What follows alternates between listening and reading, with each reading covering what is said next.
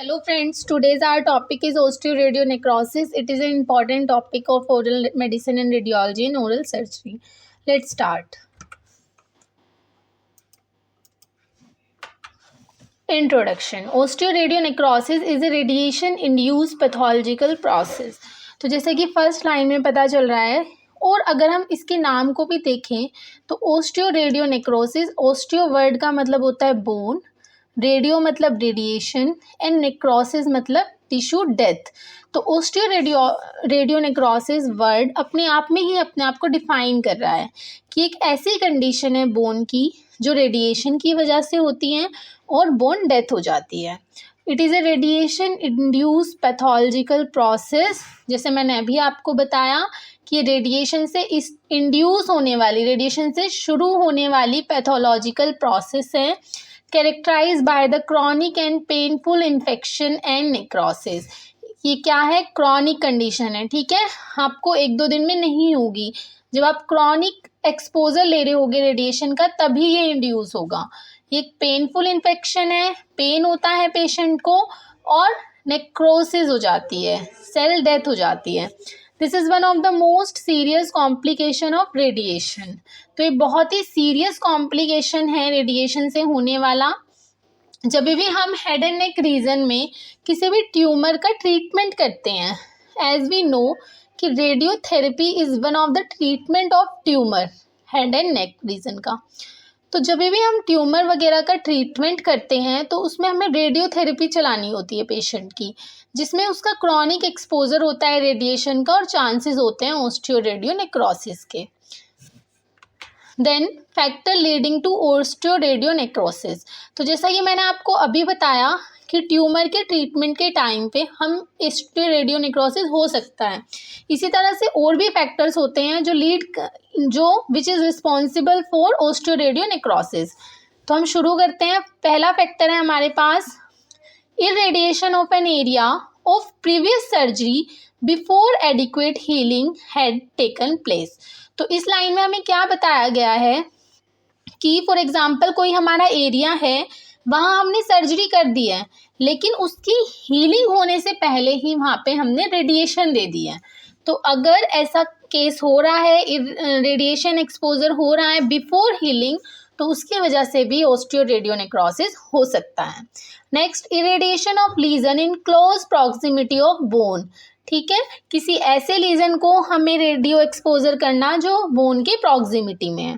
Prolong oral hygiene and continue use of irritant. अगर किसी का ओरल हाइजीन अच्छा नहीं है और कंटिन्यू वो इरिटेंट यूज कर रहा है तो उसको भी हो सकता है।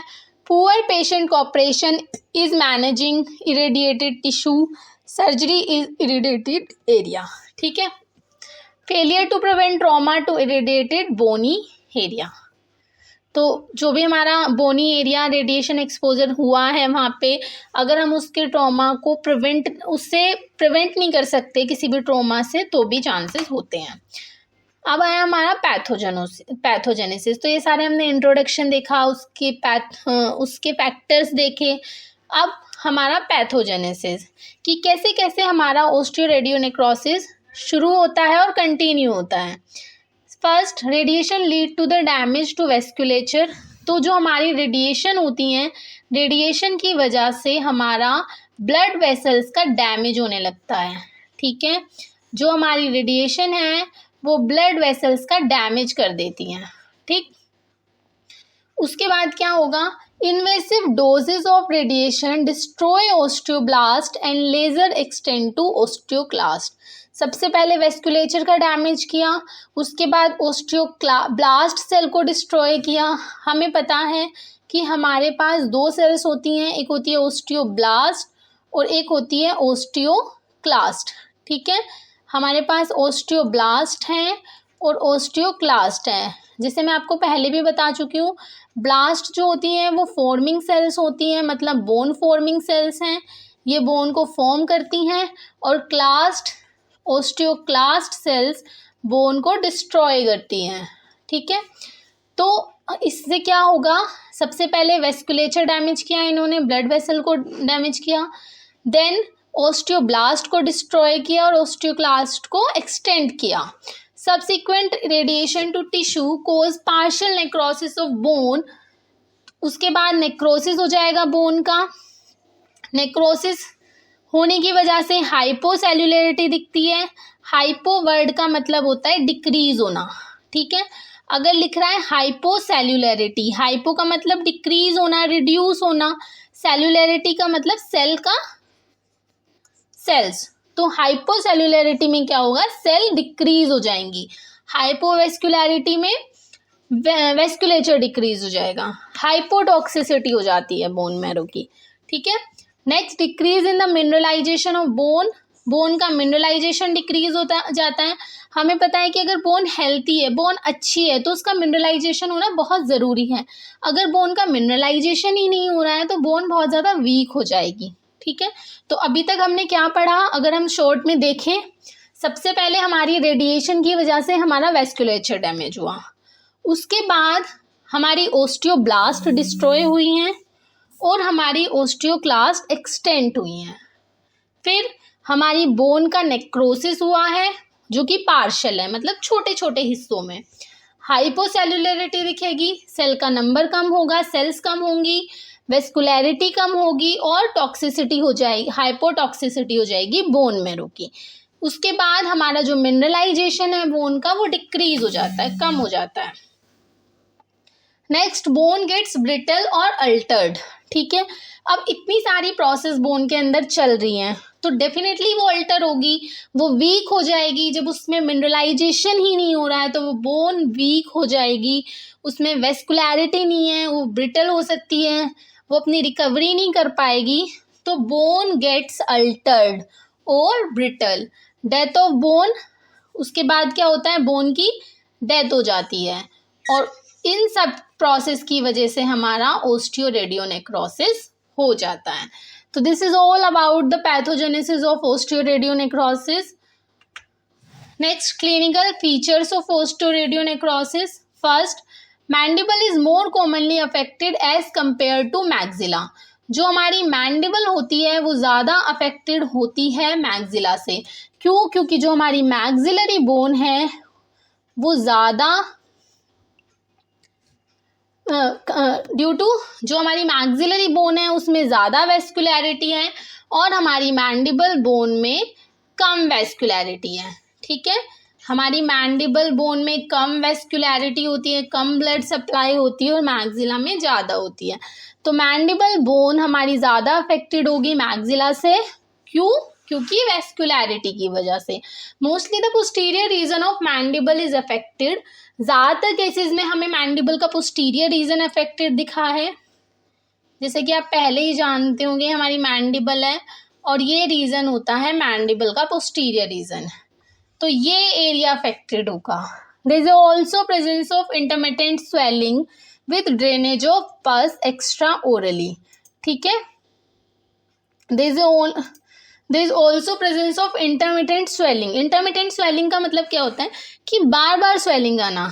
जैसे अभी स्वेलिंग आ रही है, फिर सबसाइड हो गई, फिर दोबारा स्वेलिंग हो गई, तो इसको हम बोलते हैं इंटरमिटेंट स्वेलिंग.